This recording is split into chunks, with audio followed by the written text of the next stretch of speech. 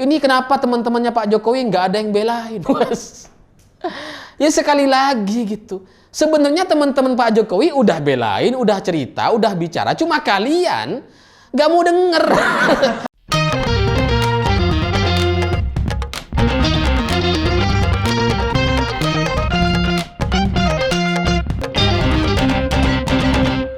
Selamat malam para mantan, selamat malam untuk semua mantan-mantan kalian yang bodoh sekali. Yang udah kuliah sarjana, master, doktor, lulus, tetap bodoh. Nah, cerita-cerita semacam itu bagi saya jadi mirip sekali dengan cerita Dokter Tifu. Dokter Tifa yang suka tifu-tifu. Ya karena belakangan Dokter Tifa ini kemudian fokus kepada wajah Presiden Jokowi. Karena menurut Dokter Tifa, menurut pengalaman dan pengetahuannya yang luar biasa sebagai dokter, dia bisa membedakan katanya. Bahwa wajah Pak Jokowi hari ini dengan wajah Joko Widodo di foto ijazah UGM, ini dua orang yang berbeda ini. Tulangnya, strukturnya berbeda. Ini ada loh ya, dokter bodoh ternyata ada loh ya. Ya di mana-mana yang namanya foto lama ya pasti beda. Ya karena Pak Jokowi kan lulus dari UGM kan tahun 80-an. Nah sekarang 2022, 40 tahun lebih jaraknya. Ya jelas berbeda. Nah kalau sama ini bahaya. Jangan-jangan Pak Jokowi abadi itu kalau masih sama. Ya harus beda lah. Kalau sama malah kayak apa gitu. Malah takut kita gitu ya. Ya jangankan Pak Jokowi, kita aja coba kita cek deh foto ijazah kita ketika kuliah dulu gitu. Pasti beda. Jangankan foto ijazah, foto KTP deh. Lihat deh foto KTP kalian. Kalian nggak tuh? Seringnya sih beda gitu. Saya aja baru lihat foto ijazah ketika masih kuliah yang sekitar 10-11 tahun yang lalu gitu ya. Itu udah beda. Apalagi Pak Jokowi yang 40 tahun yang lalu. Nah tapi dokter ini ngeyel gitu. Menurut dia, menurut pengalaman karena dia merasa dokter yang punya pengetahuan. Yang bisa menilai tulang-tulang manusia. Dia ngerasa ini dua orang yang berbeda. Sampai kemudian gara-gara si dokter tifu-tifu ini gitu ya. UGM sampai konvers. Sampai memberikan penjelasan secara detail bahwa Pak Jokowi memang lulusan dari UGM, ijazahnya asli, data-datanya, arsipnya masih ada, data ijazah ketika masih SMA juga masih ada ketika daftar ke UGM, ada semua dan itu dijelaskan sama pihak UGM langsung gitu. Tapi Dokter Tifa yang suka tifu-tifu ini gitu ya, udahlah mendapatkan penjelasan dari UGM, dia masih nggak percaya. Terus dia bilang bahwa ya itu nggak ada gunanya, itu cuma klarifikasi video-video yang nggak ada gunanya dan bukan materi hukum. Kalau berani pihak UGM harus datang ke persidangan katanya. Ya pihak UGM kalau dipanggil pasti datang. Nah tapi kalau nggak dipanggil ya ngapain? Kerjaan mereka kan banyak gitu.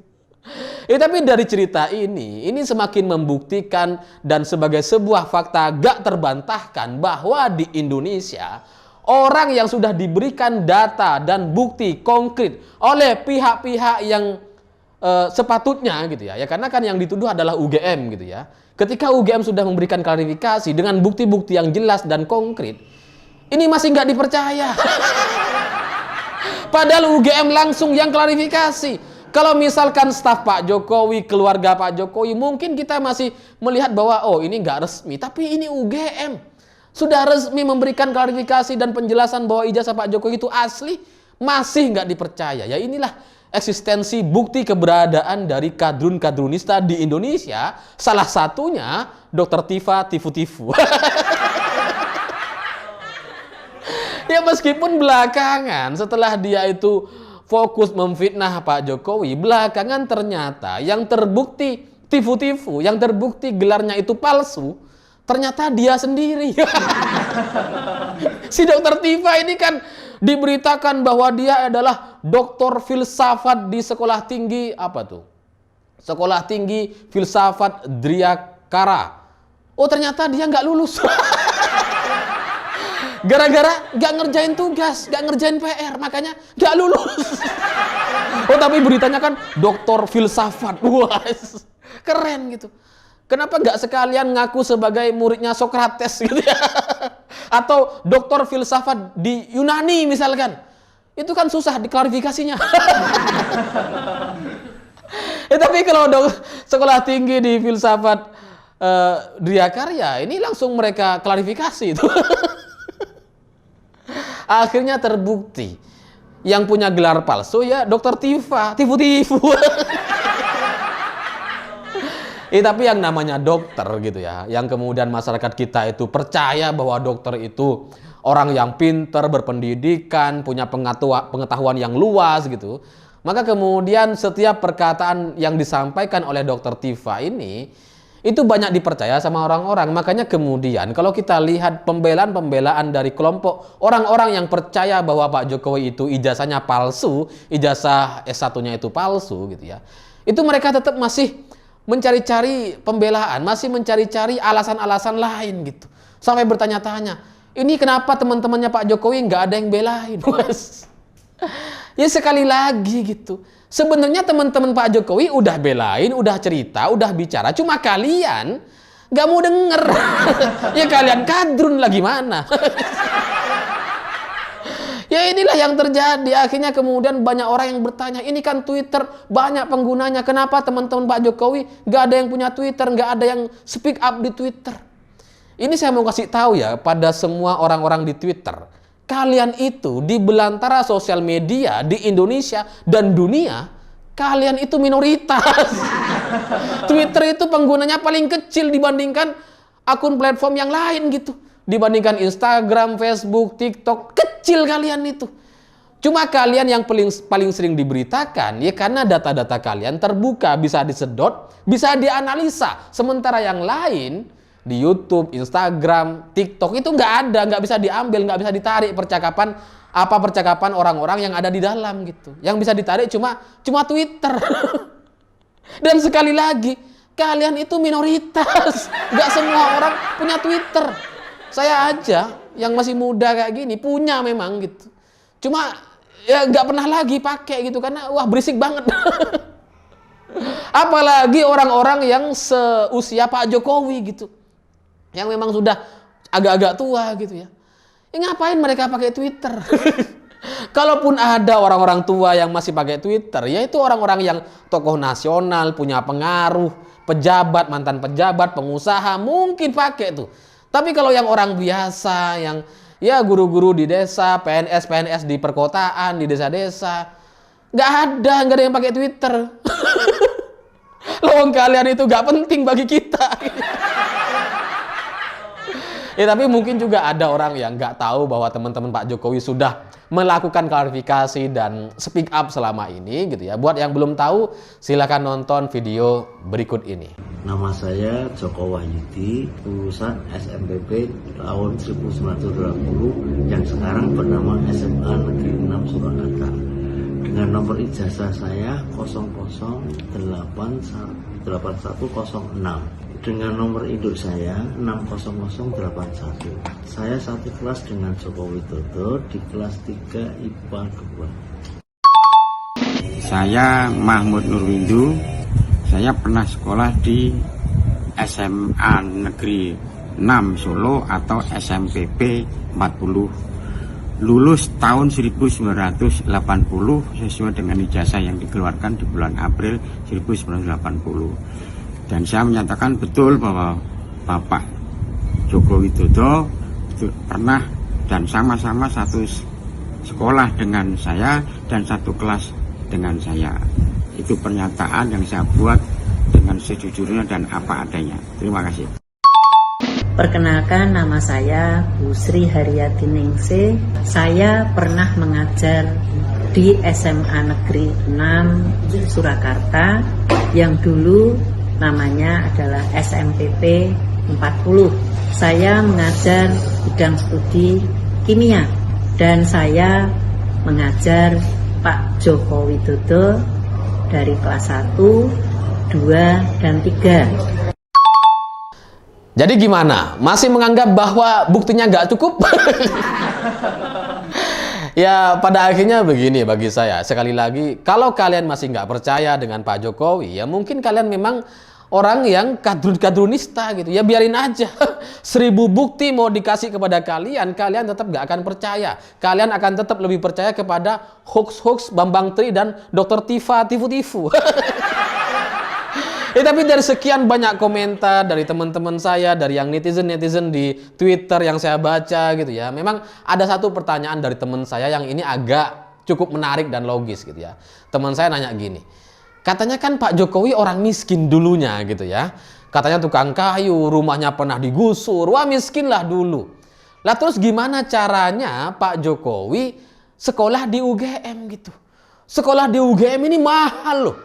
Orang sekarang aja yang kaya-kaya orang desa belum tentu mampu sekolah di UGM kalau nggak ada beasiswa. Apalagi dulu yang emang jarang beasiswa, kok bisa seorang Jokowi lulus di UGM, bos? Ya memang itu pertanyaan yang menarik dan mungkin menjadi pertanyaan banyak orang sehingga kemudian banyak orang yang nggak percaya kalau Pak Jokowi itu lulusan UGM gitu. Karena ya susah gitu, tahun 80-an udah kuliah di UGM itu wah canggih sekali gitu.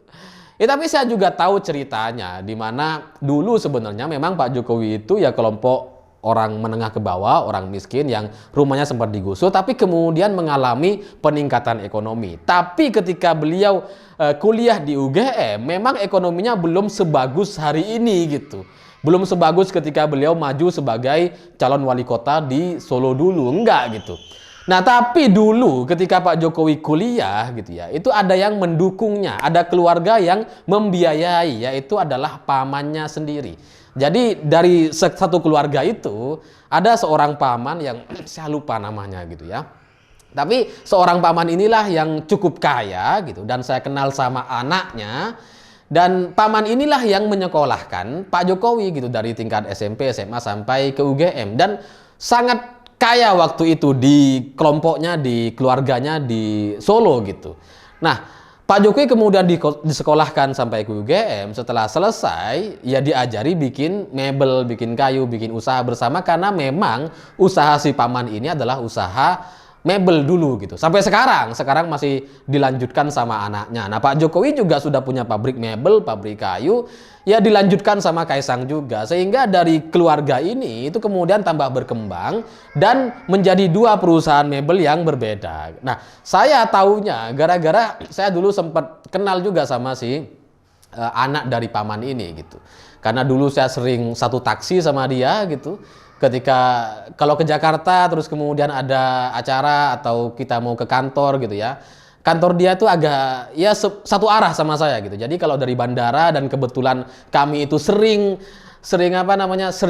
sama jam landingnya gitu, jam terbangnya dan turunnya di Jakarta, maka kemudian kami sering sharing taksi bersama dari bandara ke kantor masing-masing gitu. Ya terus terang ya dia yang bayar gitu. Ya karena dia yang lebih kaya, masa saya yang bayar gitu kan. Dia yang bayar gitu. Dan ya meskipun punya pengaruh besar di masa lalu yang bapaknya punya jasa kepada Pak Jokowi, ya tetap hari ini beliau itu saya lihat biasa-biasa aja gitu ya. Ya buktinya dari bandara ke kantor kita masih pakai taksi yang sharing gitu ya, supaya penghematan gitu kan. Ya dari sinilah kemudian karena sering ketemu, sering ngobrol, suatu hari saya sempat tanya gitu, Pak Jokowi itu gimana sih dulunya gitu. Maka kemudian muncullah cerita ini bahwa dulu memang Pak Jokowi itu disekolahkan sama bapaknya atau pamannya Pak Jokowi ini. Sehingga ya hari ini kalau kemudian ada orang yang bertanya gitu ya, itulah faktanya. Tapi memang ini mencurigakan, banyak orang nggak percaya karena memang sosok Pak Jokowi itu bukan sosok yang keluarga elit gitu. Orang tuanya itu bukan tokoh nasional, orang nggak tahu dia siapa, bukan pejabat, bukan pengurus partai, bukan tokoh pahlawan, sehingga memang secara biografi itu nggak lengkap di media atau di publik dan kita hanya bisa menebak-nebak dan bertanya-tanya gitu kan. Ya pada akhirnya ya orang nggak akan tahu kalau nggak nanya gitu. Nah, saya punya kepentingan untuk menceritakan ini karena saya tahu dan saya pikir saya harus menceritakannya gitu. Karena si pihak keluarganya Pak Jokowi nggak mungkin akan bicara sedetail ini. Nanti bisa disalah-salahkan sama netizen lagi gitu kan.